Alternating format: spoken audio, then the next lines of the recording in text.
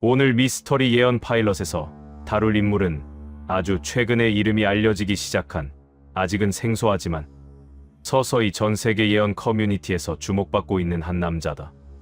유럽과 남미를 오가며 활동하는 젊은 예지자 라파엘 노바라는 인물이다. 라파엘 노바는 1991년 포르투갈 리스본에서 태어났다가 어린 시절 부모를 따라 브라질 상파울루로 이주했다고 알려져 있다. 그는 의사 가정에서 자랐고 원래는 뇌과학을 전공하던 대학원생이었다. 그런데 2016년 어느 여름 브라질 북동부를 여행하던 중 교통사고를 당해 3일간 혼수 상태에 빠졌다. 그가 깨어난 뒤부터 그의 삶은 완전히 달라졌다. 그는 자신이 의식 없이 누워있던 그 3일 동안 아주 길고도 이상한 꿈을 반복해서 꾸었다고 말한다. 세계 지도가 머릿속에 떠오르고 어떤 지역은 붉게 타올랐고 어떤 지역은 푸른 빛으로 감싸져 있었으며 숫자와 연도가 겹쳐 보였다고 한다. 깨어난 이후부터 그는 사람의 얼굴을 볼 때마다 때로는 짧은 장면들이 스쳐 지나가듯 보였다고 한다. 누군가는 곧 새로운 회사를 시작하는 모습, 누군가는 병원 침대에 누워있는 모습, 또 어떤 이에게서는 거대한 군중 앞에 서 있는 모습이 보였다고 한다. 혼란스러웠던 그는 이 경험을 숨기고 과학자로서의 삶으로 돌아가려 했다. 하지만 2018년 터키 이스탄불에서 열린 학회에 참석한 그는 호텔방에서 다시 강렬한 비전을 보게 된다. 거대한 건물이 무너져 내리고 먼지 구름에 파묻힌 도시, 그리고 진동과 함께 갈라지는 땅. 그는 그 장면을 일기장에 적어두었다. 몇 달 뒤 터키 서부와 그리스 인근에서 강한 지진이 연달아 발생했다. 그때부터 라파엘은 자신에게 주어진 것이 단순한 착시나 환상이 아니라 어떤 종류의 예지라는 사실을 인정하게 되었다. 그는 익명의 닉네임으로 인터넷 게시판과 작은 포럼에 자신이 느끼는 불길한 예감을 올리기 시작했다. 2019년 후반에는 전 세계적 전염병에 대한 경고를 적어두었고 2020년이 되기 전에 유럽과 아시아의 항공편이 마비되는 장면을 반복해서 보았다고 기록했다. 이후 실제로 코로나 사태가 닥치면서 소수의 사람들 사이에서 라파엘이라는 이름이 회자되기 시작했다. 누가 실제로 그 예언을 봤는지, 얼마나 정확했는지에 대해서는 지금도 논쟁이 있지만 그를 둘러싼 이야기는 조용히 퍼져나갔다. 라파엘이 본 2026년의 세계는 어떤 면에서는 매우 어둡고 위태롭고 또 어떤 면에서는 길고 깊은 터널 끝에 희미한 빛처럼 느껴진다. 특히 동아시아, 그 중에서도 한국, 중국, 일본, 북한 네 곳은 그의 비전 속에서 유독 또렷하게 드러났다고 한다. 그가 2024년 말 소수의 지인들 앞에서 처음 꺼냈다는 2026년 예언은 이렇게 시작된다. 그는 눈을 감고 손가락으로 허공에 지도를 그리듯 하며 설명했다고 전해진다. 유라시아 대륙의 오른쪽 끝, 바다를 향해 길게 뻗어 있는 반도 하나가 보이고 그 위에 아주 가는 균열들이 그어져 있었다고 한다. 그 균열은 바다에서 시작해 내륙 깊숙한 곳으로 스며들어갔고 처음에는 그것이 단순한 지질학적 단층인 줄 알았지만 곧 그것이 사람들 사이의 분열, 세대 갈등, 가치 충돌을 상징한다는 직감이 왔다고 한다. 라파엘이 묘사한 2026년의 한국은 한마디로 말하면 밝음과 어두움이 동시에 겹쳐진 풍경이다. 그는 2026년 초, 특히 2월과 3월 사이에 한국에서 이상한 긴장감이 짙어지는 장면을 봤다고 한다. 거리의 사람들은 평소처럼 출근하고 카페에는 여전히 음악이 흐르는데 공기 속에는 설명하기 힘든 불안이 깔려 있었다. 뉴스 속 자막에는 세계 경기 침체, 금융시장 변동성 확대, 동아시아 군사적 긴장 고조 같은 문구가 반복되고 있었다. 젊은 층의 실업과 좌절, 대도시, 외곽의 몰락한 상가들, 치솟는 집값과 떨어지는 출산율이 화면을 오가며 보여졌다. 라파엘은 한국 지도 위에 세 개의 어두운 점이 찍히는 것을 봤다고 한다. 하나는 수도권, 하나는 동해안, 하나는 남해안 근처였다. 그는 그것을 물리적 재난보다는 사회적, 경제적 충격의 진동원으로 느꼈다고 한다. 수도권에서는 정치적 갈등과 대규모 집회, 동해안에서는 주변 국가와의 긴장, 남해안 일대에서는 공급망과 산업 구조의 흔들림 같은 상징으로 다가왔다고 한다. 그러나 그가 본 것이 절망뿐이었다면 이 이야기는 여기서 끝났을 것이다. 라파엘은 바로 그 어두운 점들 사이에 아주 희미한 빗줄기들이 연결되는 장면도 보았다고 말했다. 어두운 점들은 위기이지만 그 사이의 빗줄기는 새로운 연대와 구조 변화의 시도였다.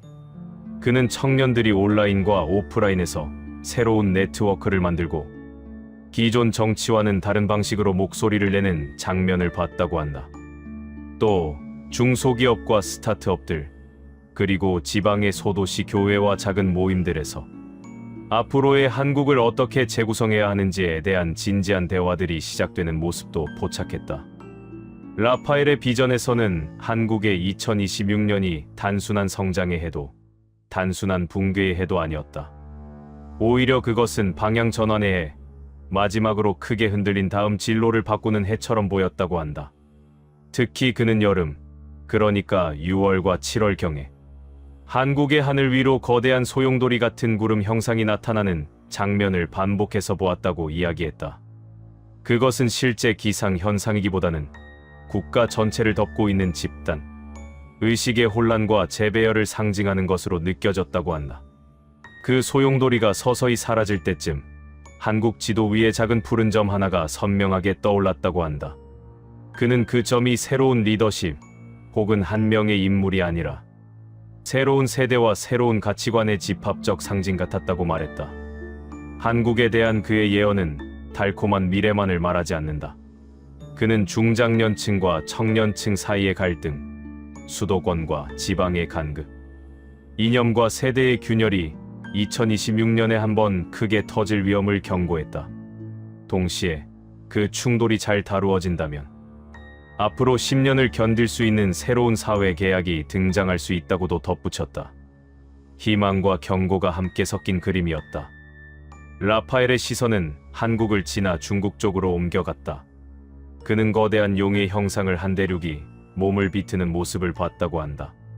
비전 속에서 그 용의 등줄기에는 크고 작은 비늘들이 줄지어 있었는데 각각이 중국의 성과 대도시, 산업과 계층을 상징하는 것처럼 느껴졌다고 했다. 2026년의 중국은 겉으로는 여전히 거대하고 단단해 보이지만 내부에서는 곳곳에 금이 가 있는 상태였다. 그는 특히 중국 남부와 동부 연안 쪽에서 깜빡이는 붉은 불빛들을 여러 번 봤다고 한다. 그것은 단순한 군사 긴장만이 아니라 금융 시스템과 부동산 시장의 불안, 경제 버블 붕괴 위기, 그리고 젊은 실업자들의 무기력과 분노를 동시에 상징하는 것처럼 다가왔다고 한다. 한 장면에서는 중국의 초고층 빌딩들이 안개 속에 서 있는데 아래층 몇 개가 꺼져 있고 위층은 아직 불이 켜져 있었다. 이 장면을 그는 상층부 권력과 하층부 민심의 극단적인 괴리로 해석했다. 더 섬뜩한 장면도 있었다고 한다. 화면이 어두워지더니 중국 지도를 가로지르는 거대한 균열이 나타났다. 그것은 실제 국경선이 아니라 하나의 국가 안에서 다른 생각을 가진 여러 집단이 서로 등을 돌리고 서 있는 모습 같았다. 동부 연안과 내륙, 북부와 남부, 소수민족 지역과 중심부 사이에 보이지 않는 벽이 생기는 장면이었다.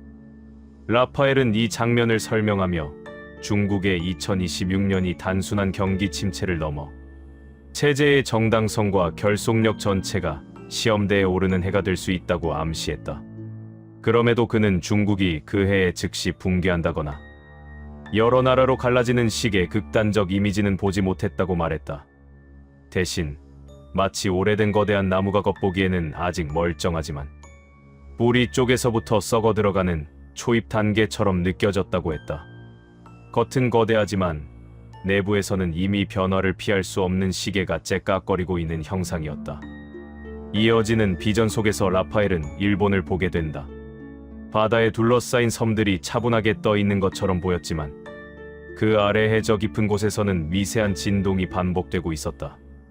그는 여러 차례 일본 주변 바다를 둘러싼 희뿌연 안개와 출렁이는 수면을 봤다고 말한다. 어떤 장면에서는 일본 열도 위로 얇은 균열선들이 바둑판처럼 얽혀 있었고 그 사이로 푸른 불빛이 새어나오는 듯했다. 그가 특히 강하게 기억하는 장면 하나는 도쿄라고 느껴지는 도시의 야경이었다. 네온 사인과 고층 건물들 사이에서 사람들은 여전히 출근하고 퇴근하고 전철은 붐비고 있었다. 그런데 저 멀리 도시 외곽의 어느 공단지대에서 갑자기 작은 섬광이 일어났다. 그것은 핵폭발 같은 극단적인 이미지가 아니라 공장 폭발 혹은 대형 화재처럼 느껴지는 재난이었다. 바로 뒤이어 텔레비전 화면 속 진행자가 떨리는 목소리로 뭔가를 설명하고 일본 전역에 경계 경보가 퍼져나가는 장면이 이어졌다. 라파엘은 이 장면을 보면서 일본이 2026년의 물리적인 재난뿐만 아니라 에너지 정책과 산업 구조, 나아가 국가 정체성 자체를 재검토해야 하는 상황에 몰릴 가능성을 느꼈다고 말한다. 인구 감소와 장기 불황, 후쿠시마 이후도 완전히 해결되지 않은 불신, 여기에 새로운 사고나 자연재해가 겹치면서 일본 사회는 집단적 피로와 무력감에 빠질 수 있다. 하지만 동시에 그 잿더미 위에서 이전과는 다른 삶의 방식을 찾으려는 젊은 세대의 움직임도 함께 보였다고 한다. 그의 비전 속에서 가장 특이한 풍경을 보여준 곳은 북한이었다. 한반도의 북쪽 절반은 처음에 짙은 회색 구름에 가려져 있었다. 그 안쪽에서는 아무것도 보이지 않았다. 그러나 시간이 지날수록 그 구름 가장자리 일부가 서서히 옅어지는 장면이 나타났다고 한다. 완전히 걷히는 것이 아니라 구름 여기저기에 작은 틈이 생기고 그 틈 사이로 희미한 불빛들이 새어나오는 모습이었다. 어느 순간 그는 북한 지도 위에 세 개의 희미한 빗점을 봤다고 한다. 한 점은 평양, 한 점은 북부의 어느 산악지대, 다른 한 점은 서해와 가까운 어느 도시 쪽에 위치해 있었다. 그는 그 빛들이 각각 다른 종류의 변화를 의미하는 것 같았다고 이야기했다. 평양의 빛은 권력 내부의 미세한 균열이나 재편을, 북부 산악지대의 빛은 탈출과 이동, 그리고 외부 세계와의 비밀스러운 접촉을 의미하는 것처럼 느껴졌다. 서해 쪽의 빛은 국경과 바다를 통한 교류, 밀수와 인도적 지원, 그리고 정보의 유입을 암시하는 것처럼 다가왔다고 한다. 라파엘은 2026년 북한이 갑작스러운 붕괴나 즉각적 통일보다는 여러 겹의 작은 균열과 누수가 동시에 발생하는 시기를 맞이할 수 있다고 느꼈다. 권력 상층부의 재편 움직임, 식량난과 경제난으로 인한 민심 이반, 그리고 중국과의 미묘한 거리두기, 이 모든 것이 겹치면서 그동안 꽉 막혀있던 냉각된 금속이 미세한 소리를 내며 갈라지기 시작하는 듯한 장면이었다. 그는 그때 한국의 역할이 군사적 제압자가 아니라 복구와 치유를 위한 구조대 같은 존재가 되어야 한다고 조심스럽게 암시했다. 동아시아 전체를 내려다본 그의 비전에서 한국은 희망과 부담을 동시에 짊어진 중심점으로 보였다. 중국은 거대하지만 내부가 뒤틀려 있었고, 일본은 기술 강국이지만 정신적으로 지친 상태였으며, 북한은 여전히 안개 속에서 길을 잃고 있었다. 그 사이에 있는 한국은 내 방향에서 밀려오는 물결을 견디며 다리 역할을 해야 하는 작은 섬 같았다. 라파엘이 본 한국의 2026년은 한국이 스스로에 대해 아주 불편한 질문을 던지는 해이기도 했다. 과거의 번영 모델이 여전히 유효한가? 더 빨리 더 크게만 외치는 성장 신화가 이제는 우리를 병들게 하고 있는 것은 아닌가? 외형의 강국이 아니라 내면의 건강을 위한 방향 전환이 필요한 것은 아닌가? 이런 질문들이 사회 곳곳에서 솟아나는 장면이었다. 거리의 시위와 온라인 논쟁, 세대 간 언어 충돌은 그 질문들이 밖으로 표출된 형태일 뿐, 근본적으로는 한국 사회 스스로가 자신에게 던지는 영혼의 질문에 가까웠다. 그렇다고 라파엘이 한국의 미래를 비관적으로만 본 것은 아니다. 오히려 그는 다른 어떤 나라보다도 한국 지도 위에 빛이 마지막까지 남아있는 장면을 거듭 강조했다. 동아시아 전체가 어둠과 불안 속으로 흔들릴 때 한국은 상처투성이가 되더라도 끝내 등불 하나를 지켜내는 모습으로 보였다고 한다. 그 등불은 한 사람의 카리스마 있는 지도자도 아니고 거대 기업 하나의 성공도 아니었다. 작게는 새벽 예배당에서, 크게는 밤늦은 도시의 작은 방들에서 각자 살아남기 위해 발버둥 치면서도 어떻게든 서로를 돕고자 하는 수많은 평범한 사람들의 의지였다. 라파엘은 2026년 이후를 내다보는 마지막 비전에서 한국이 두 갈래 길 앞에 서 있는 모습을 봤다고 말한다. 한 길은 불안을 잊기 위해 더 큰 소비와 더 빠른 속도를 선택하는 길이었다. 겉으로는 여전히 화려하고 세계가 부러워하는 문화와 기술을 자랑하지만 안쪽에서는 점점 더 공허해지는 방향이다. 다른 한 길은 속도를 조금 늦추고 크기보다 균형을, 경쟁보다 협력을 택하는 길이었다. 처음에는 답답하고 손해보는 것 같지만 길게 보면 사회 전체의 체력을 회복시키는 선택이다. 그는 한국이 2026년에 이 두 길 사이에서 심하게 흔들릴 것이라고 말했다.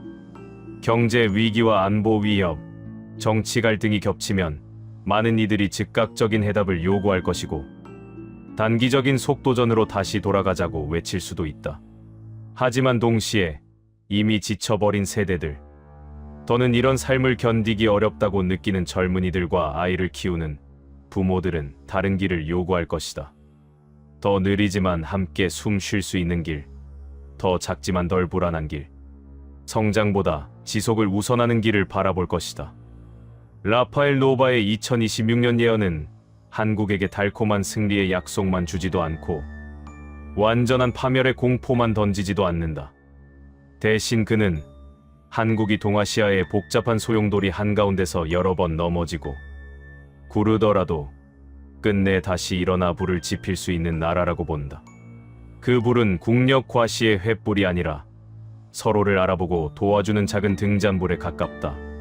중국의 거대한 그림자, 일본의 불안한 미소, 북한의 희미한 손짓 사이에서 한국은 2026년에 스스로에게 이렇게 물어야만 하는 해를 맞이한다. 우리는 어디로 가고 있는가? 그리고 무엇을 지키기 위해 여기까지 버텨왔는가? 라파엘의 비전 속에서 그 질문에 대한 한국의 대답이 완전히 또렷해지는 시점은 아직 아니다. 2026년은 그저 그 질문을 피할 수 없게 되는 해일 뿐이다. 하지만 이상하게도 그의 이야기 끝에는 묘한 평안이 남는다.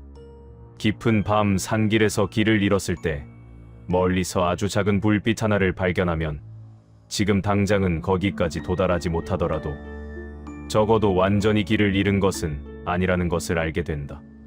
라파엘 노바가 본 2026년의 한국은 바로 그런 상태에 가까웠다. 사방이 어둡고 발밑은 미끄러우며 옆에서는 산사태 같은 소리가 들려오지만 저 멀리 아주 작게나마 꺼지지 않는 빛 하나가 보이는 풍경. 그 빛을 향해 갈지 아니면 다시 어둠 쪽으로 몸을 돌릴지는 결국 이 땅에 사는 사람들의 선택에 달려있다. 그의 예언은 그 선택을 강요하지 않는다. 다만 말없이 한 장의 그림을 보여줄 뿐이다. 그리고 묻는다. 이 그림의 마지막 장면을 어떻게 채울 것인지는 이제 너희의 몫이라고. 오늘 미스터리 파일럿에서 소개할 예언가는 미국의 여성 예언가 신디 제이콥스입니다. 그녀는 국제기도연맹의 창립자이자 40년이 넘게 영적 전쟁과 국가의 운명에 관해 예언해온 인물입니다. 신디 제이콥스는 예언가라는 직함보다는 기도의 전사라고 불리는 것이 더 정확합니다. 그녀의 삶 전체가 기도와 중보기도를 통해 국가의 미래를 변화시키려는 영적 투쟁에 헌신되어 있습니다. 그녀의 예언 기록을 보면 그 정확성이 놀랍습니다. 1997년 아시아 금융위기를 정확히 예언했습니다. 2001년 9월 11일 테러 공격을 경고했습니다. 2004년 인도양 쓰나미를 미리 알렸습니다. 2008년 금융위기도 예언했습니다. 코로나19 팬데믹도 사전에 경고했습니다. 이러한 예언들이 모두 현실로 나타났기 때문에 그녀의 2026년 예언을 무시할 수 없습니다. 하지만 신디 제이콥스가 가장 열정적으로 기도하고 예언해온 나라는 대한민국입니다. 30년이 넘도록 그녀는 한국을 위해 기도해왔습니다. 그녀는 한국을 아시아의 영적 불씨라고 부르며 이 작은 불씨가 언젠가 아시아 전체를 밝힐 거대한 불길로 타오를 것이라고 믿어왔습니다. 1990년대 초 한국을 방문했을 때 신디 제이콥스는 서울의 산 위에서 한국 위에 거대한 불빛이 떠 있는 영상을 보았습니다. 그 불빛은 계속 모습을 바꿨습니다. 때로는 밝은 별처럼 보였고, 때로는 거대한 물길로 보였고, 때로는 순결한 여인의 모습으로 보였습니다. 그 순간 신디 제이콥스는 깨달았습니다. 한국이 특별한 영적 소명을 가진 나라라는 것을 말입니다. 그 이후 신디 제이콥스는 매년 한국을 방문했습니다. 서울뿐만 아니라 부산, 대구, 광주 등 한국의 여러 도시를 돌며 기도했습니다. 한국의 교회, 기독교 지도자들, 일반 국민들과 함께 기도했습니다. 신디 제이콥스는 한국을 이렇게 표현했습니다. 한국은 작은 나라다. 그러나 영적으로 한국은 가장 깊은 신앙을 가진 나라다. 한국 교회의 기도 전사들, 새벽 기도의 물결, 중보 기도자들의 눈물 어린 기도, 이 모든 것들이 영적 에너지로 변환되고 있다. 그 에너지는 한국에만 머물지 않을 것이다.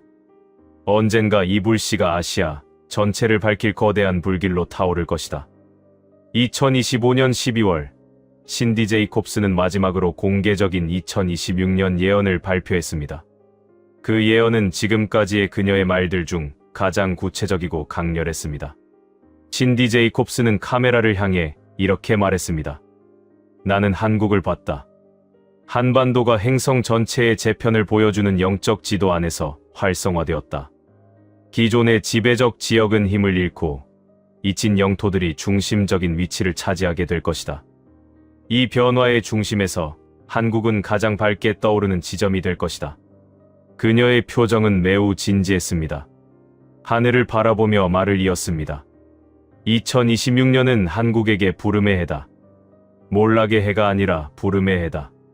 한국이 이미 전환의 분명한 징후들을 보여주고 있다.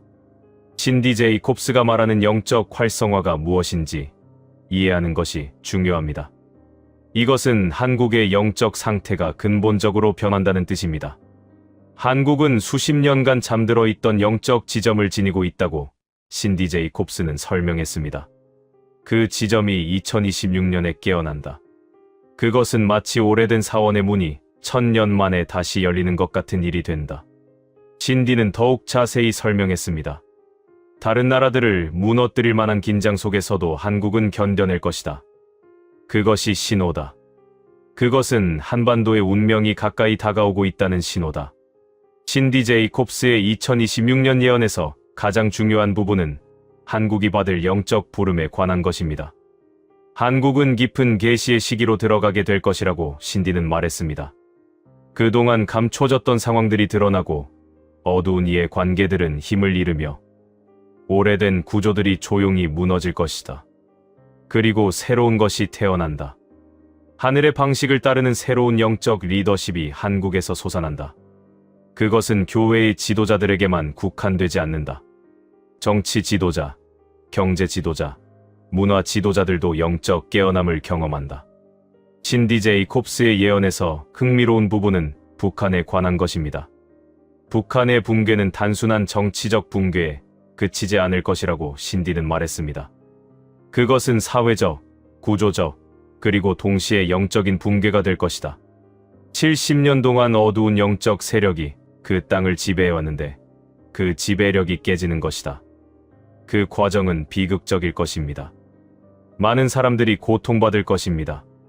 하지만 그것은 필요한 고통입니다. 그 고통을 통해 북한 땅의 영적 쇠사슬이 끊어질 것입니다. 신디 제이콥스는 강조했습니다. 이 과정 속에서 한국 교회의 기도가 결정적인 역할을 한다. 한국의 중보 기도자들, 기도하는 그리스도인들의 기도가 북한의 영적 상황을 바꾼다. 이것은 정치 지도자나 군사 전략이 할 수 없는 일이다. 오직 기도만이 할 수 있다. 신디 제이콥스가 본 2026년 세계 영적 지도는 매우 극적입니다. 중국의 위치가 급격히 약해집니다. 중국은 영적으로 어두운 세력들의 영향 아래에 있었다고 신디는 설명했습니다.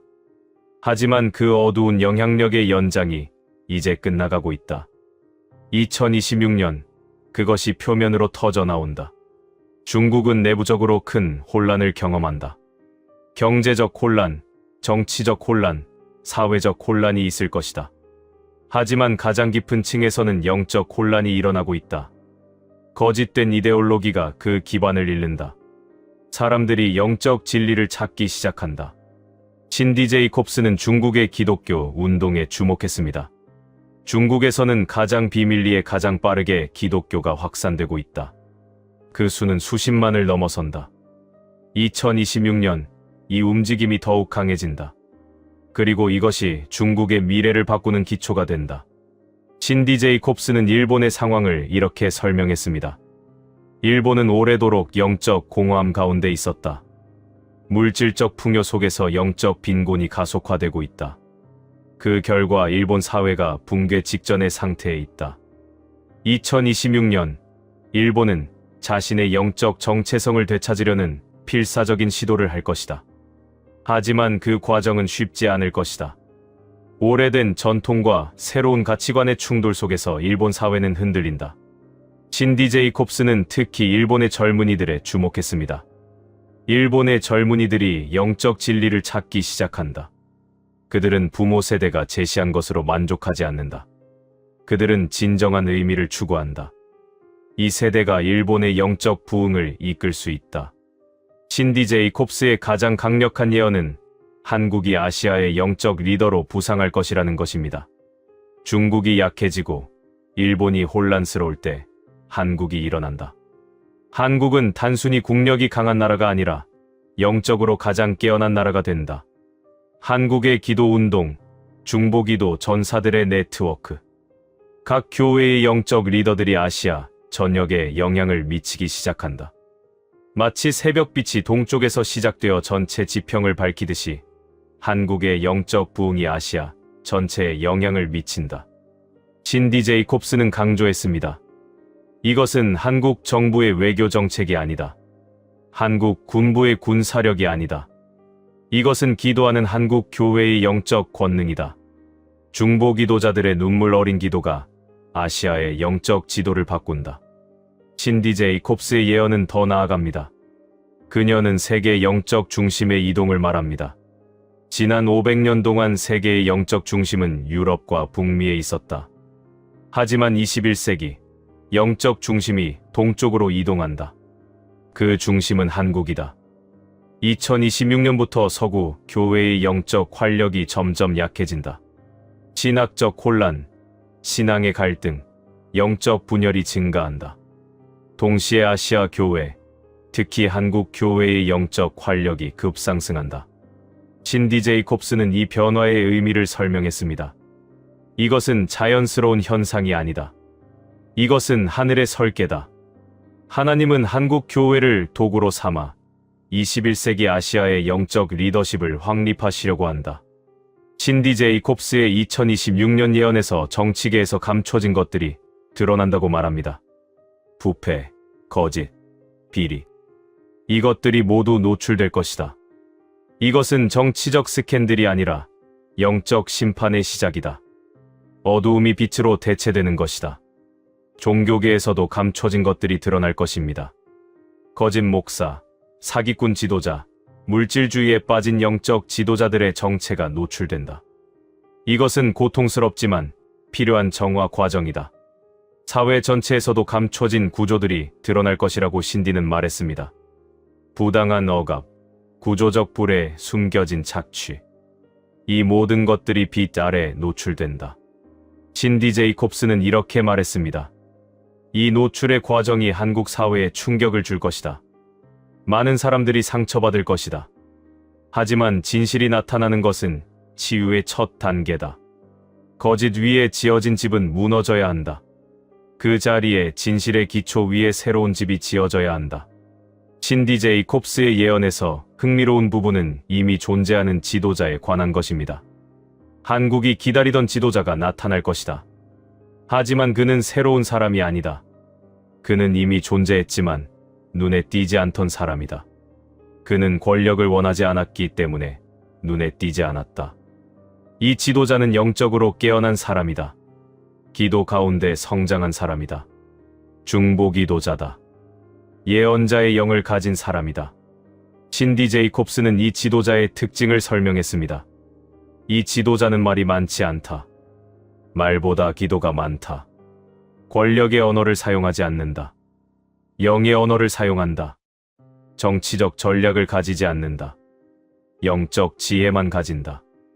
이 지도자가 나타날 때 한국 사회는 새로운 방향으로 향하기 시작한다.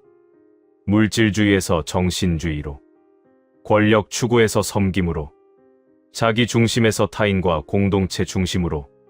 신디 제이콥스는 한국의 청년 세대에 특별한 관심을 보였습니다. 한국의 젊은이들이 영적 각성을 경험한다. 그들은 부모 세대의 물질주의적 가치관으로 만족하지 않는다. 그들은 진정한 의미, 영적 진리를 추구한다. 이 세대가 새로운 기도 운동을 시작한다.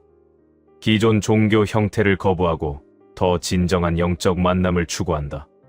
밤새우며 기도한다. 함께 중보기도한다. 영적 커뮤니티를 만든다. 신디 제이콥스는 강조했습니다. 이 청년 운동이 한국의 미래를 결정한다. 정부도 기업도 아니다. 기도하는 청년 세대의 영적 각성이 한국의 영적 리더십을 확립한다. 신디 제이콥스는 2026년이 영적으로 매우 격렬한 투쟁의 시기가 될 것이라고 경고했습니다.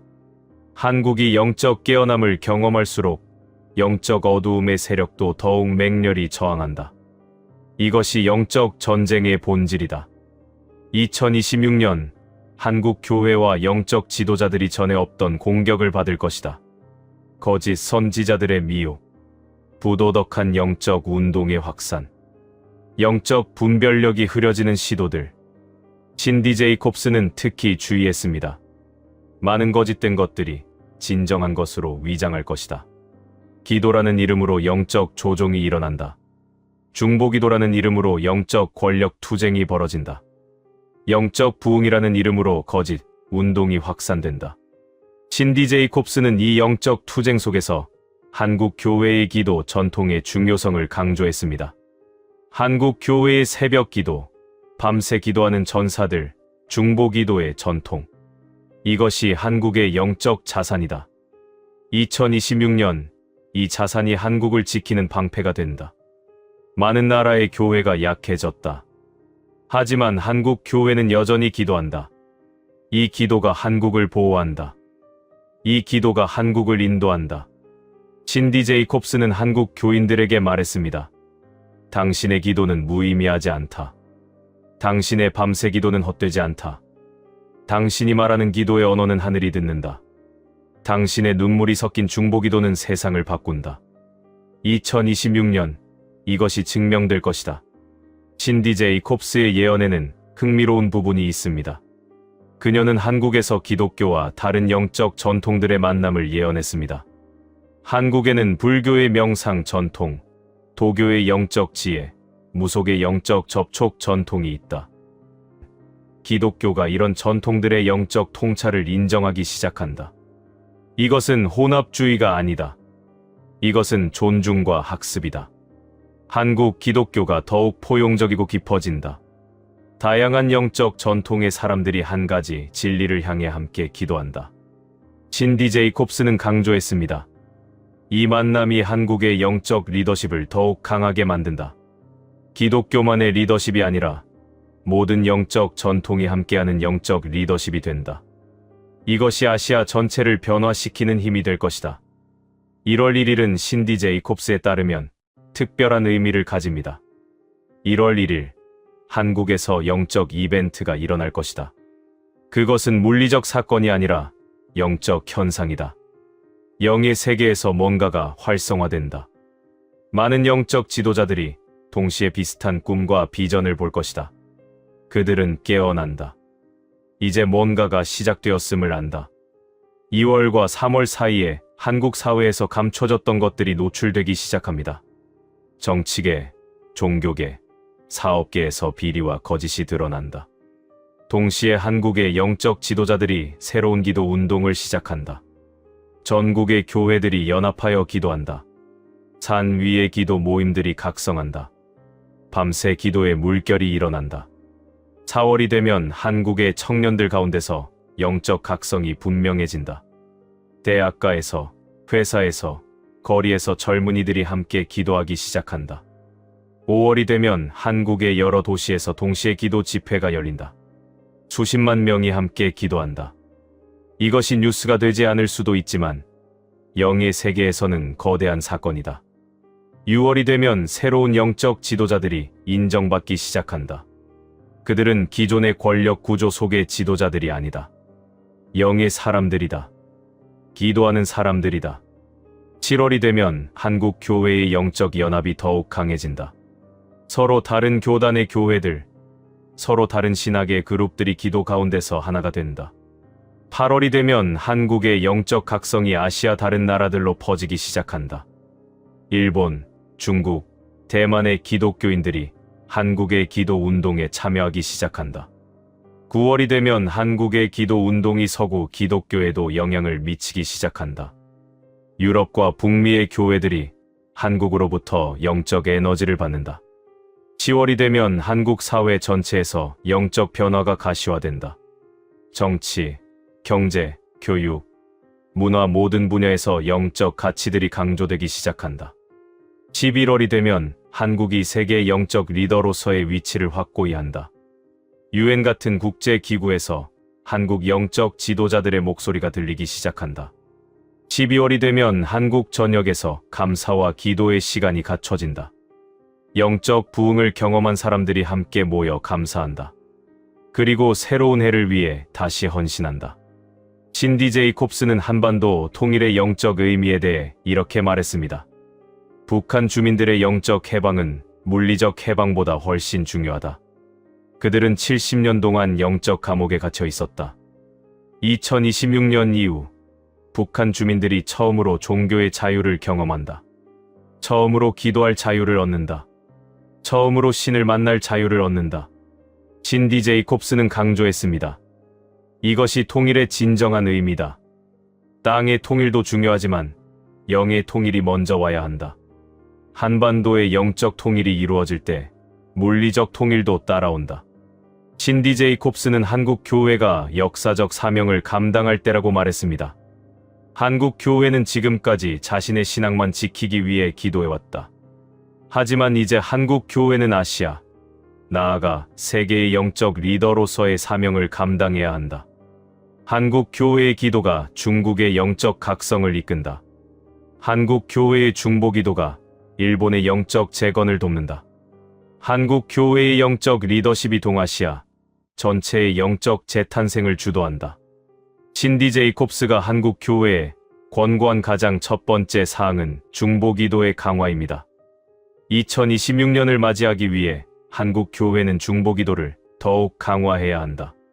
지금까지의 기도는 개인 기도와 교회 기도였다면 이제부터는 국가적 기도, 아시아적 기도, 세계적 기도로 확대되어야 한다. 기도 네트워크를 만들어야 한다. 전국의 교회들이 함께 기도하는 시스템을 구축하라. 밤과 낮이 쉬지 않고 기도가 올라가도록 하라.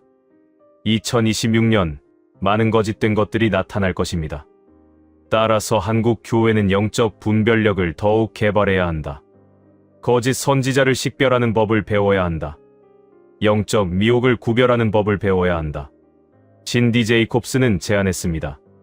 지도자들을 위한 영적 훈련 프로그램을 만들어라. 신학생들에게 영적 전쟁에 대해 교육하라. 모든 교인들이 영적 분별력을 키우도록 격려하라. 한국 교회는 다른 영적 전통들과의 대화를 시작해야 합니다. 불교, 도교, 무속 등 한국의 전통적 영성과의 대화를 통해 더 깊은 영적 통찰을 얻어야 한다. 이것은 혼합주의가 아니다. 이것은 진정한 만남이다. 다양한 전통이 한 가지 궁극적 진리를 향해 함께 나아가는 것이다. 청년들은 한국의 미래입니다.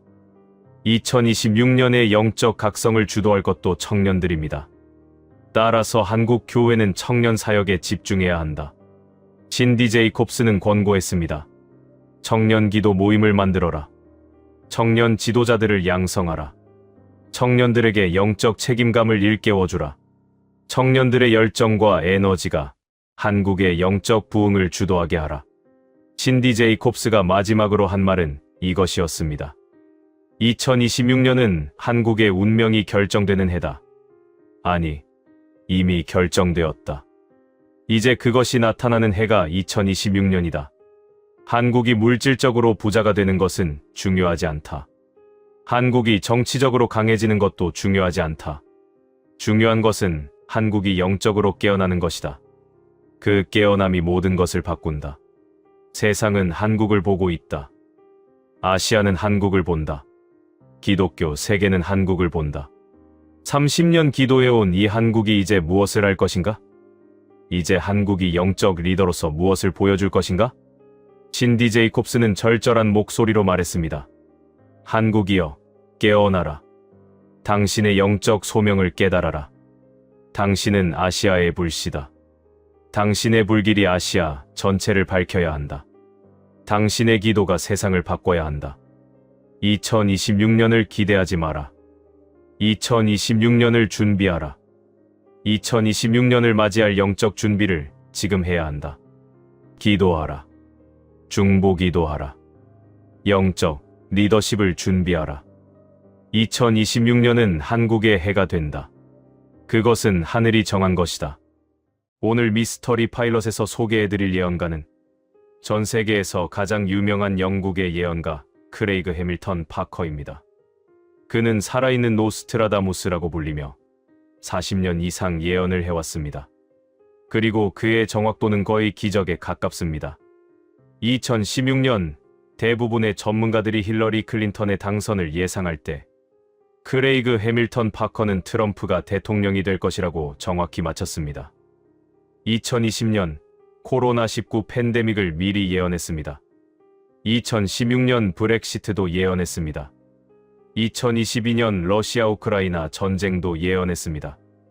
2024년 스페인 51년 만의 대홍수도 예언했습니다. 그리고 2024년 트럼프의 재선도 정확히 맞췄습니다. 이런 정확도를 가진 예언가가 2025년 말 매우 구체적인 2026년 예언을 공개했습니다. 특히 한반도에 대한 예언은 세계를 충격에 빠뜨렸습니다. 그가 본 2026년 한반도는 현재와 완전히 다른 모습이었기 때문입니다.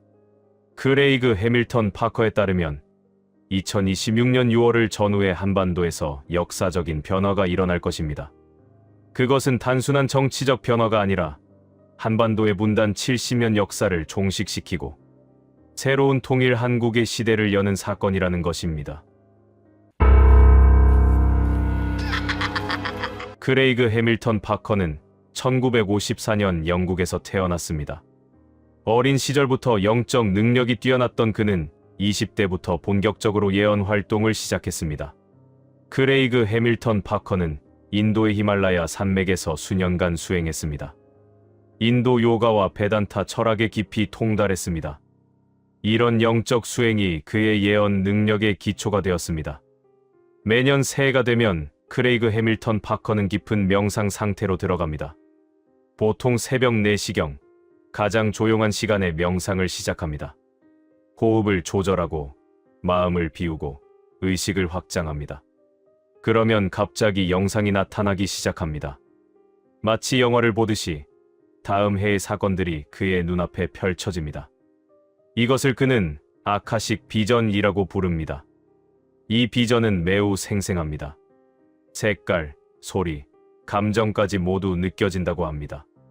하지만 때때로 상징적인 형태로 나타나기도 합니다.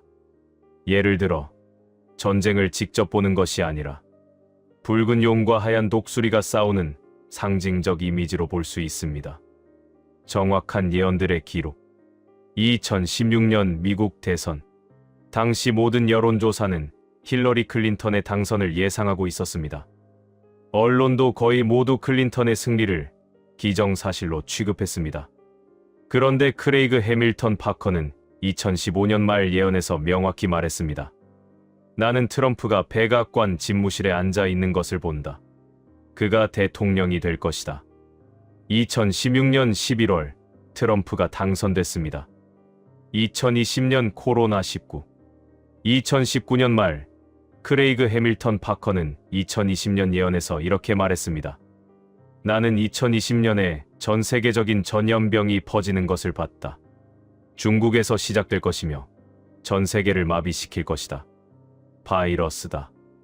호흡기 질환이다. 2020년 1월 코로나19가 발생했습니다. 2016년 브렉시트.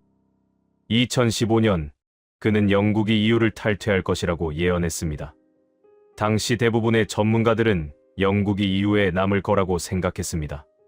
하지만 2016년 6월 브렉시트 국민 투표에서 탈퇴파가 51.9%로 승리했습니다. 2022년 러시아 우크라이나 전쟁. 2021년 말 크레이그 해밀턴 파커는 이렇게 예언했습니다. 나는 2022년 러시아가 우크라이나를 침략하는 것을 본다. 하지만 러시아는 예상보다 큰 저항을 받을 것이다.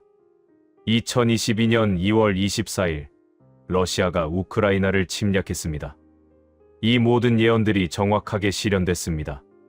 따라서 그의 2026년 한국 예언을 무시할 수 없습니다.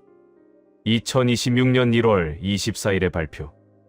2026년 1월 24일 크레이그 해밀턴 파커는 유튜브 채널을 통해 2026년 예언을 공개했습니다. 그 예언은 특별히 한국에 집중되어 있었습니다. 크레이그 해밀턴 파커는 카메라를 보며 이렇게 말했습니다. 나는 한반도를 명확하게 봤다. 한반도는 70년 이상 분단되어 있었다. 남쪽과 북쪽이 분리되어 있었다. 하지만 2026년 이 분단이 무너지기 시작하는 것을 본다. 6월경에 매우 중요한 사건이 일어날 것이다. 그것은 갑작스럽지만 동시에 이미 진행 중인 변화의 정점이다. 그의 표정은 진지했습니다. 그는 계속 말했습니다. 이 사건은 한반도의 역사를 바꿀 것이다. 앞으로 인류 역사에서 가장 극적인 통일 사례가 될 것이다.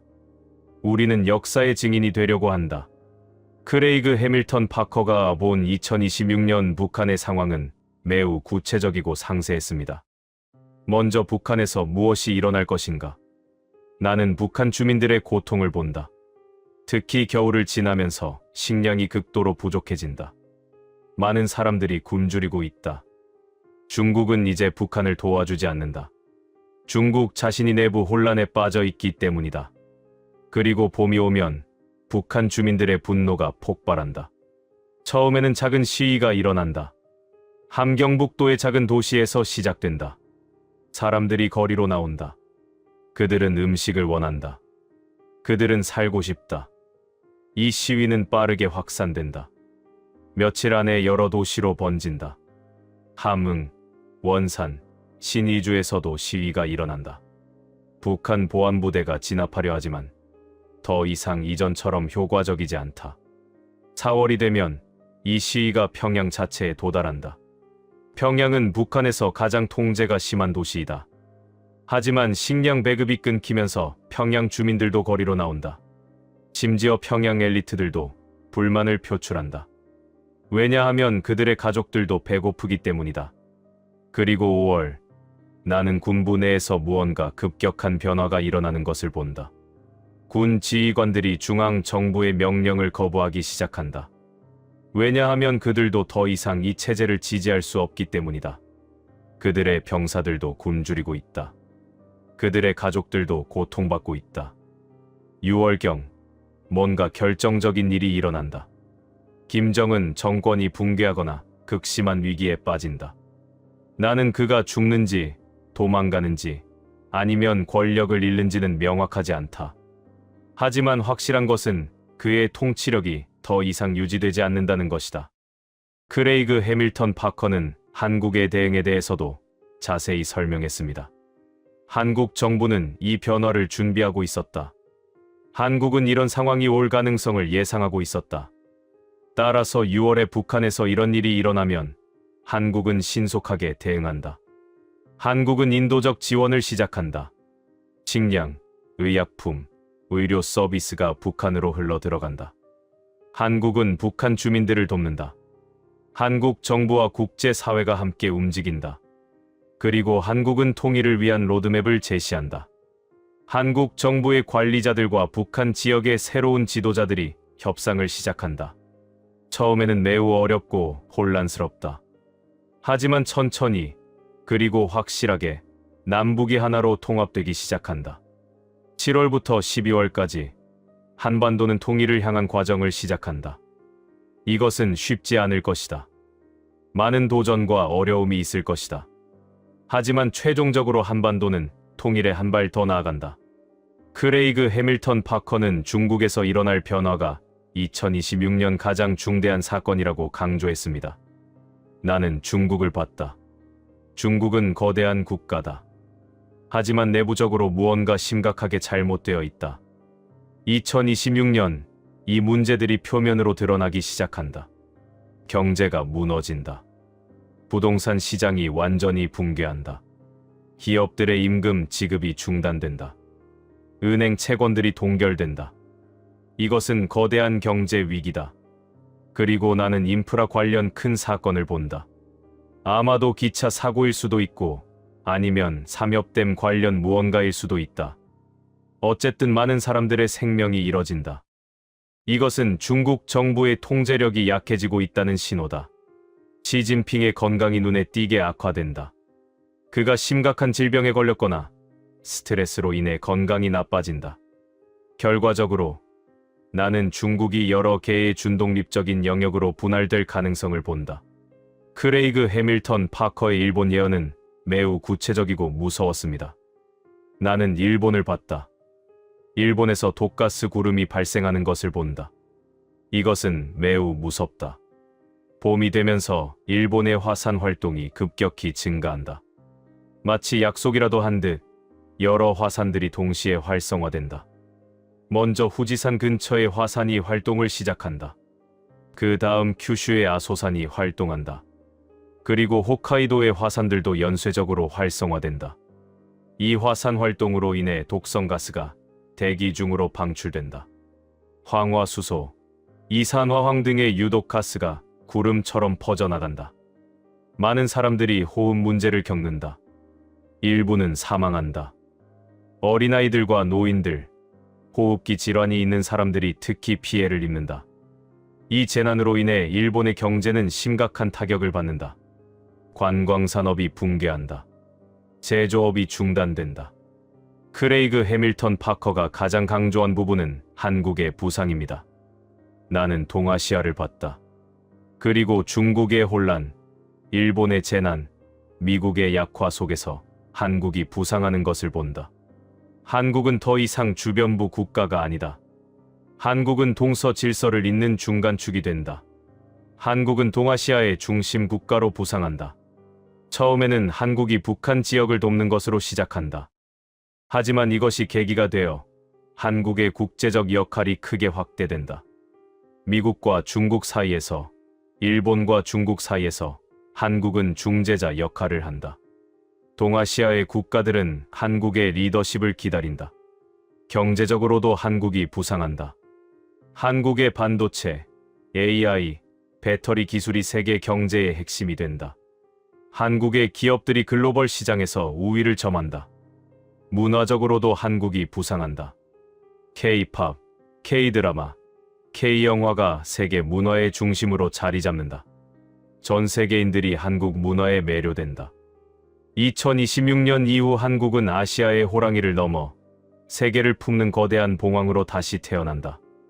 1월과 2월에는 북한의 식량 위기가 극도에 달한다. 겨울의 극심한 추위 속에서 많은 주민들이 굶주린다. 중국은 더 이상 북한을 지원하지 않는다. 왜냐하면 중국 자신이 경제 위기에 빠져 있기 때문이다. 한국 정부는 긴장 상태에 있다. 통일부를 중심으로 여러 시나리오에 대비한다. 3월이 오면 마침내 폭발이 일어난다. 봄의 따뜻함과 함께 북한 주민들의 분노도 폭발한다. 3월 초순, 함경북도의 청진에서 시위가 터진다. 수백 명의 주민들이 거리로 나온다. 그들은 음식을 원한다. 3월 중순, 시위는 다른 도시로 확산된다. 함흥, 원산, 신의주에서도 유사한 시위가 일어난다. 4월이 되면 시위가 평양에 도달한다. 평양의 엘리트들도 더 이상 침묵할 수 없다. 그들의 자식들도 굶주리고 있기 때문이다. 김정은 정권은 계엄령을 선포한다. 하지만 군 지휘관들은 망설인다. 4월 중순, 평양의 일부 도시 구역이 사실상 시위대의 통제 아래에 들어간다. 5월이 되면 북한은 사실상 내전 상태에 빠진다. 군부 내 일부 세력이 쿠데타를 시도한다. 그들은 김정은을 제거하고 새로운 정부를 세우려 한다. 쿠데타는 부분적으로 성공한다. 하지만 김정은 충성파도 여전히 저항한다. 평양은 전쟁터가 된다. 포성이 울린다. 일반 시민들은 지하실로 피난한다. 6월, 마침내 결정적인 순간이 온다. 무언가 극적인 일이 일어난다. 김정은 정권이 붕괴하거나 극심한 위기에 빠진다. 한국 정부는 즉각 대응한다. 외교 채널을 통해 북한의 새로운 세력과 협상을 시작한다. 미국도 동시에 움직인다. 트럼프는 새로운 인물과 통화한다. 메시지는 명확하다. 협력하면 생존한다. 저항하면 끝난다. 6월 중순, 임시 휴전선이 형성된다. 총성이 멈춘다. 한국은 즉각 인도적 지원을 개시한다. 식량, 의약품, 연료가 북한으로 진입한다. 7월부터 12월 통일 과정의 시작. 7월에는 북한 지역의 임시 정부가 구성된다. 8월부터 9월까지 대규모 인도적 지원이 계속된다. 10월과 11월, 남북 간의 경제 협력이 시작된다. 북한의 풍부한 지하자원 개발에 대한 논의가 시작된다. 동시에 이산가족 상봉이 대규모로 이루어진다. 70년 만에 떨어져 있던 가족들이 다시 만난다. 12월이 되면 통일을 향한 기본 틀이 만들어진다. 헌법 개정에 대한 논의가 진행된다. 2026년 말이 되면 한반도는 완전한 통일은 아니지만 통일을 향한 확실한 길로 접어든다. 통일 한국은 경제적으로 엄청난 부흥을 경험할 것이다. 북한의 지하자원이 개발된다. 북한에는 약 6천조 원 상당의 지하자원이 매장되어 있다. 남한의 선진 자본과 기술, 그리고 북한의 풍부한 노동력과 자원이 결합된다. 이것은 시너지 효과를 만든다. 통일 한국은 인구 8천만 명의 거대한 국가가 된다. 2030년대 초반이 되면 통일 한국은 세계 5대 경제 강국이 될 것이다. 미국, 중국, 유럽, 일본 다음으로 한국이 온다. 나는 대한민국의 영토가 현재보다 훨씬 더 넓고 웅장하게 뻗어있는 비전을 봤다. 중국이 내부 분열을 겪으면서 만주 지역의 통제력이 약해진다. 만주는 역사적으로 고구려와 발해의 영토였다. 중국의 혼란 속에서 만주를 포함한 동북 지역이 사실상 독립적인 상태가 된다. 그리고 이 지역이 통일 한국과 연합하거나 통합하는 방향으로 나아간다. 통일 한국은 한반도뿐만 아니라 만주까지 포함하는 거대한 국가가 될 것이다. 이것은 우리 민족이 그토록 염원하던 대륙으로의 진출이다. K-팝과 K-드라마는 이미 세계적이다. 하지만 통일 이후에는 더욱 강력해진다. 통일 한국은 북한의 전통 문화와 남한의 현대 문화를 융합한다. 2040년경이 되면 한국은 새로운 형태의 정신적 힐링 허브로 떠오른다. 과거에는 사람들이 선진국의 기술을 배우러 유학을 갔다. 하지만 이제 외국인들이 한국의 영적 지혜를 배우러 온다. 크레이그 해밀턴 파커가 마지막으로 한 말은 이것이었습니다. 2026년은 역사의 분기점이 될 것이다. 지금까지 우리는 냉전의 연장선 위에 있었다. 하지만 2026년부터 우리는 새로운 시대로 들어간다. 한반도는 70년의 분단을 종식시킨다. 중국은 새로운 형태로 거듭난다. 일본은 그 자리에서 비틀거린다. 미국의 헤게모니도 약해진다. 하지만 한국은 올라온다. 동아시아의 중심이 된다. 세계의 중심이 된다. 이것은 단순한 예측이 아니라 이미 정해진 미래다.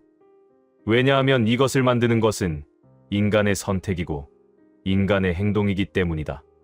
준비하라. 희망하라. 행동하라. 2026년은 더 이상 먼 미래가 아니다. 이제 우리의 현재다. 그리고 우리가 그 현재를 만드는 것이다. 오늘 미스터리 파일럿에서 소개해드릴 예언가는 중국의 천재 예언 신동 리우밍천입니다. 그는 베이징대 물리학과 수석 입학자였지만 과학을 떠나 시간의 흐름과 역사의 패턴을 연구하기 시작했습니다. 그리고 그 결과는 충격적이었습니다. 리우밍천은 2022년 러시아 우크라이나 전쟁을 정확히 예언했습니다. 2023년 터키 대지진을 정확히 예언했습니다. 2025년 봄 한국의 동시다발 산불을 정확히 예언했습니다. 그의 정확도는 거의 100%에 가깝습니다. 그리고 2025년 10월 그는 중국 윈난성에서 충격적인 강연을 개최했습니다. 그 강연에서 그가 공개한 2026년 동아시아 대변동 예언은 전 세계를 충격에 빠뜨렸습니다. 특히 한국, 중국, 일본 세 국가의 운명이 근본적으로 뒤바뀐다는 내용이었습니다. 리우밍천의 예언에 따르면 2026년은 동아시아 역사에서 가장 중요한 해가 될 것입니다. 한나라는 폐허에서 일어나 세계의 중심이 될 것이고, 한나라는 세계 2위의 지위에서 추락할 것이고, 한나라는 대재앙으로 인해 혼돈에 빠질 것이라는 뜻입니다. 오늘 이 영상에서는 리우밍천의 2026년 예언을 상세히 분석해드리겠습니다. 리우밍천은 1998년 중국 윈난성에서 태어났습니다.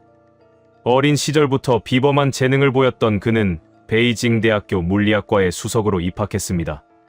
그의 미래는 명확했습니다. 중국의 과학계를 주도할 엘리트의 길이 열려 있었습니다. 하지만 대학교 3학년 때 그는 사찰로 들어갔습니다. 6개월간의 명상 수행을 끝낸 후 그는 대학으로 돌아오지 않았습니다.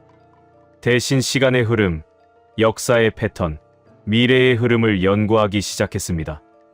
2022년 러시아 우크라이나 전쟁. 리우밍천은 2021년 말 아이스하키 스틱 모양의 대륙에서 동쪽의 이웃이 침략할 것이라고 예언했습니다. 2022년 2월 러시아가 우크라이나를 침략했습니다. 2023년 터키 대지진.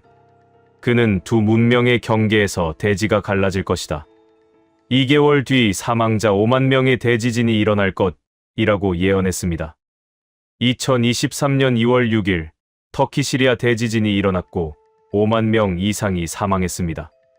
2025년 한국 산불. 2024년 말 그는 한반도에 5개의 불이 동시에 타오를 것이다 라고 예언했습니다. 2025년 4월 한국의 경북, 강원, 충북, 전남, 제주 등 5지역에서 동시다발 산불이 일어났습니다. 2025년 베네수엘라 정권 몰락. 2025년 초 그는 아이스크림 모양의 반도에서 왕이 제거될 것이라고 예언했습니다. 2025년 1월 19일 베네수엘라의 마두로 대통령이 추방되고 미국에서 체포되었습니다. 이 모든 예언들이 정확하게 실현되었습니다. 따라서 그의 2026년 동아시아 예언을 무시할 수 없습니다. 리우밍천은 2026년 3월을 한국 역사에서 가장 중요한 시점이라고 강조했습니다. 특히 3월 초에서 중순 사이에 무언가 극적인 변화가 일어날 것이라고 예언했습니다. 그의 예언 원문을 들어보겠습니다. 한반도에 봄이 오면 숨겨진 진주가 다시 빛을 발할 것이다.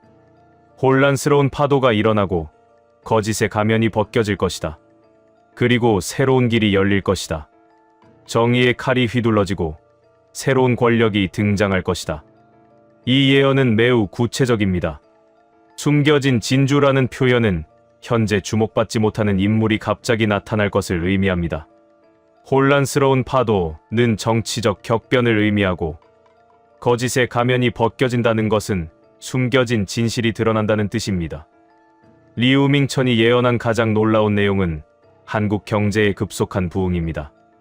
그는 이렇게 말했습니다. 동방의 용이 일어날 것이다.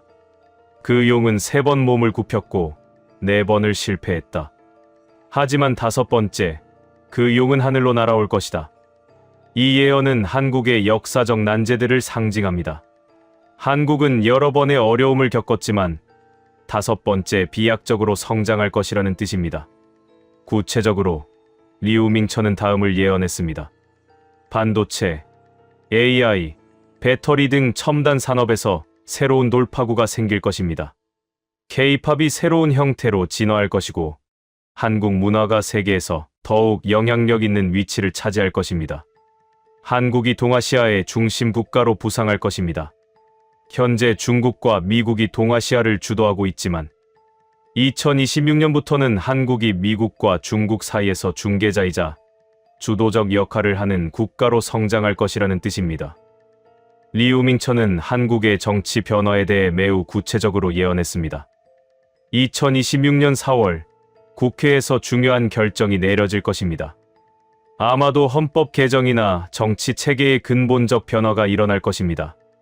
동시에 검찰과 경찰의 개혁도 일어날 것입니다. 그동안 권력에 복종했던 사법부가 독립적으로 움직이기 시작할 것입니다. 또한 리우밍천은 한국과 북한의 관계에도 변화가 올 것이라고 예언했습니다. 극적인 통일은 아니겠지만 어떤 형태의 대화와 교류가 시작될 것이라는 뜻입니다. 리우밍천의 가장 충격적인 예언은 일본에 대한 것입니다.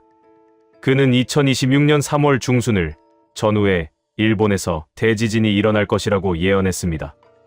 예언 원문을 들어보겠습니다. 섬나라에 큰 재앙이 올 것이다.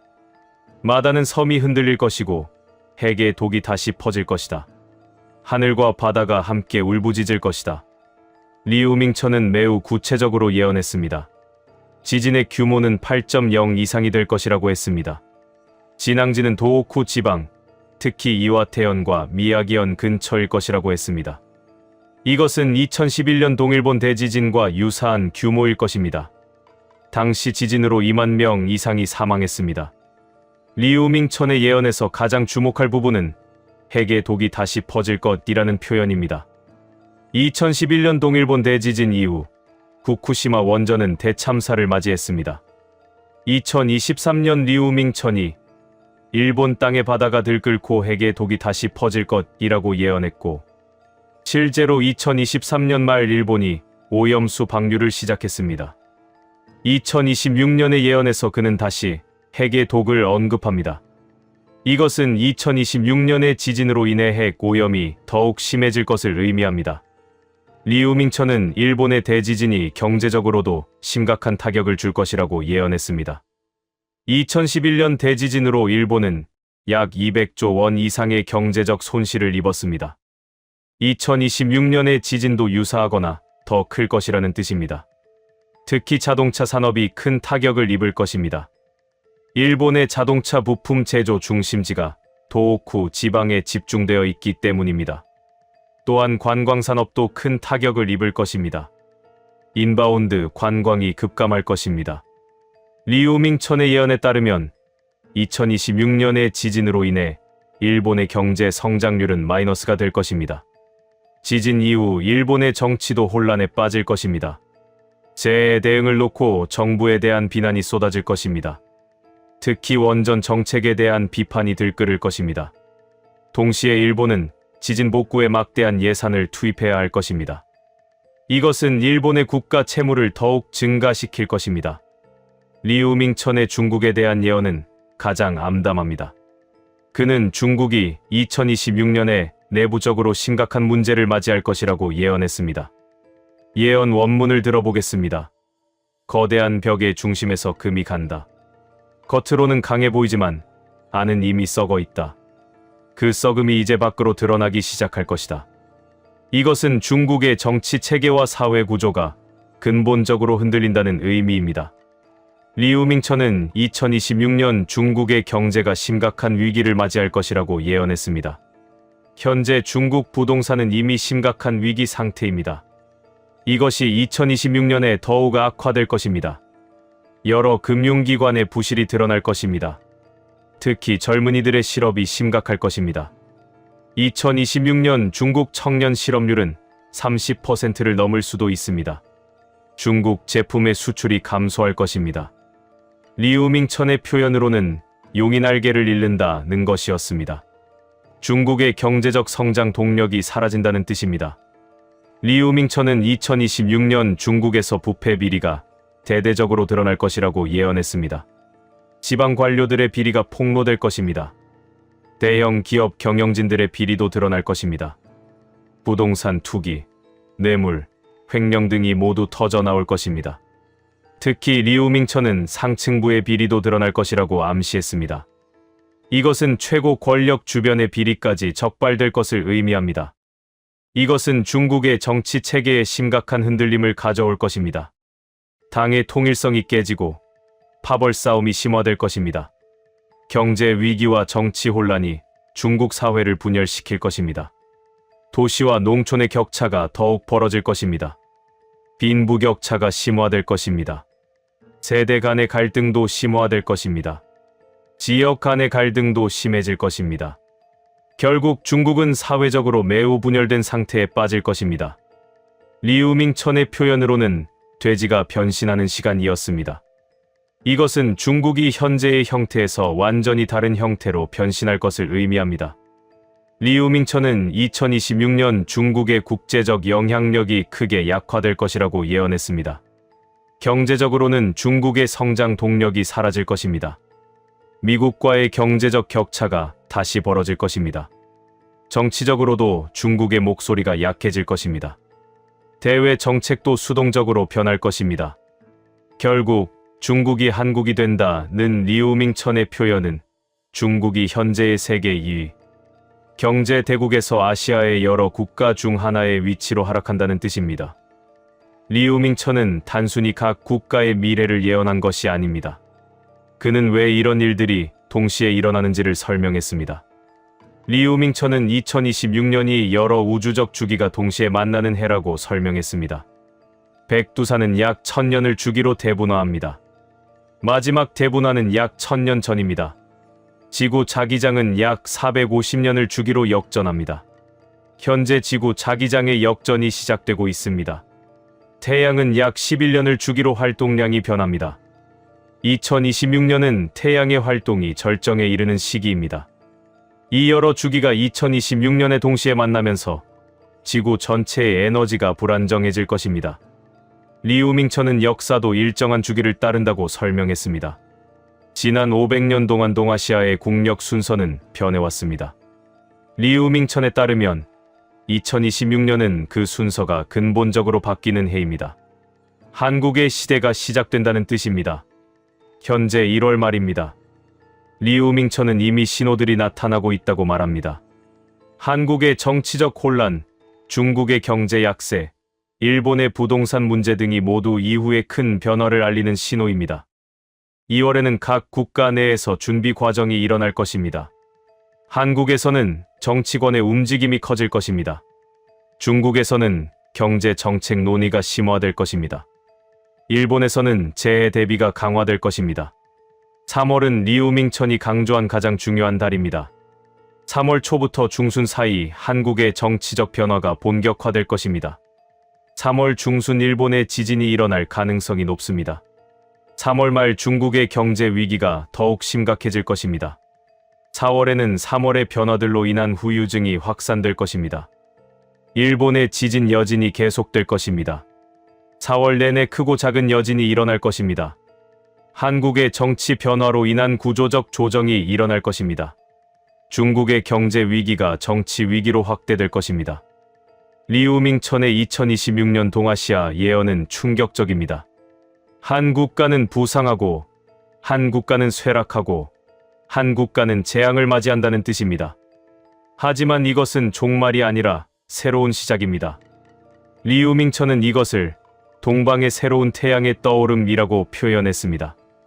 2026년 이후 동아시아는 새로운 질서 속으로 진입할 것입니다. 그 과정은 고통스럽겠지만 그 결과는 더 건강하고 더 협력적인 동아시아가 될 것입니다.